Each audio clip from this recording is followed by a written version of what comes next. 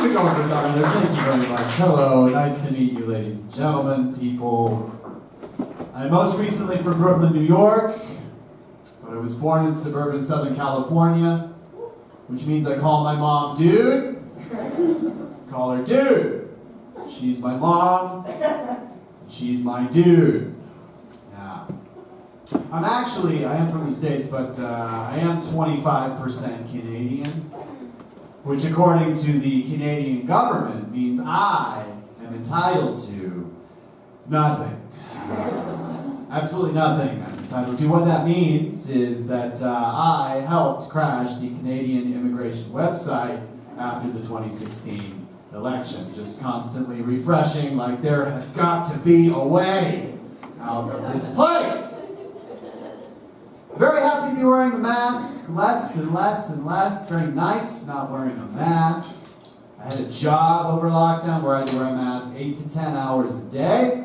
And I made a friend who only knew me with the mask on my face. And then one day, this friend saw me outside of the job with the mask off my face.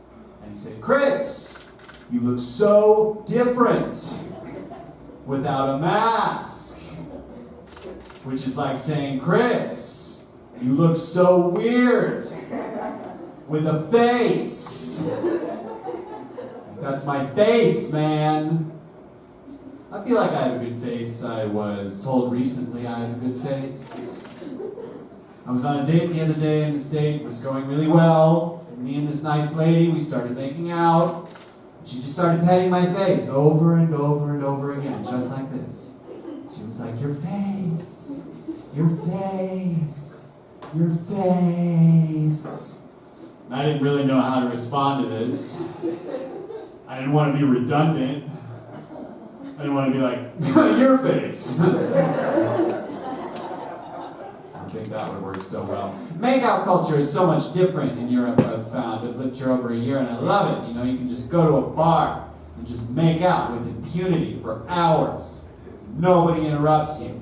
Well, where I come from most recently in New York City, if you go to a bar and make out, you have about 5 seconds before someone from across the bar, across the street, or even in a moving car, will yell out, "Get a fucking room!" Yell that out. The other thing to yell out is, "Oh yeah, baby, sexy time!" And that's the one that makes me homesick. Most, it really does. I've been here for just over a year, and you know it's taken me a while in Europe to get used to the insane things that go on here.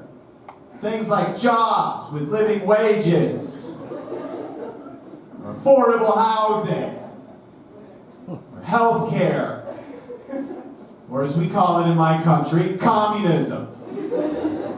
I don't know why you're laughing, that's what it's called. It's the correct term for it. I do get homesick once in a while, but I have this really awesome trick for homesickness. It works every time. Every time I get a little homesick, I just take out my healthcare policy and I read that shit out loud. That's right. I read it. Feel better every time. Really have to stop calling my friends and family back home and reading it to them. Sometimes I leave messages on their voicemails in German. I can't help it. I'm excited about it and I'd like to share.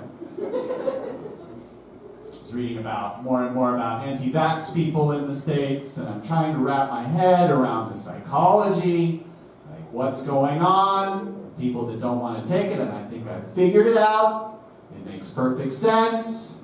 People that don't want to take the vax, they don't want to take drugs from strangers. Now this makes sense on one hand, but on the other hand, I'm here to tell you that I have taken so many drugs from so many strangers, and I'm fine. Look at me. I mean, one night, a very scary man with a glass eye said, "Hey, I think you should sniff this." And I did. And it was great. And I'm fine. But, you know, in Germany, the vaccination rate isn't that high either. And in fact, countries with a mother tongue of German have a much lower vaccination rate than other Western European nations. And as members of the immigrant community, I think this just means one thing. We gotta stop learning German right fucking now. Fuck it. The vaccines aren't working, we gotta do something. We're gonna stop it. And it makes perfect sense, you know, because French, what is it? It's the language of love. You got Spanish and Italian, very passionate, rhythmic languages. Truth be told, I've always thought of German as the language of a contemporary plague. It's true, it's the language of a highly contagious communicable disease. Those sounds. This is an opinion, this is a fact. We're spraying droplets all over you, everywhere. But no, I'm learning German. It's a very difficult language, and I've become integrated and really learned a lot about German small talk, or the lack thereof. And actually dating a German lady right now, and you know, she says what she means and she means what she says, which I think is fantastic, because I think as a comedian it's important to have someone close to you in your life that's willing to look you in the face and say, that's not funny. You guys have been great. My name is Chris Lord. Have a good night.